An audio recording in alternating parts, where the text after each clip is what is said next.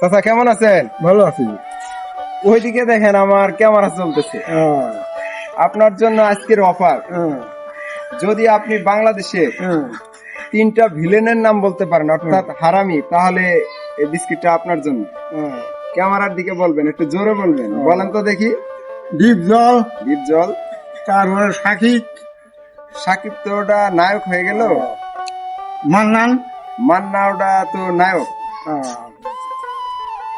তাইলে হারামির মধ্যে হারামি, জসিম, জসিম, ফারুক। ফারুক।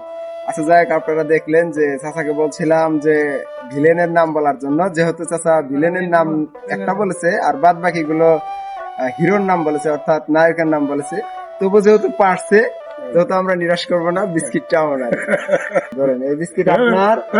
না না, এটা আপনার জন্য। এই রেসি, এদিকে তাকান, এদিকে একটু হাসি দিবেন আমার সাথে ক্যামেরার দিকে।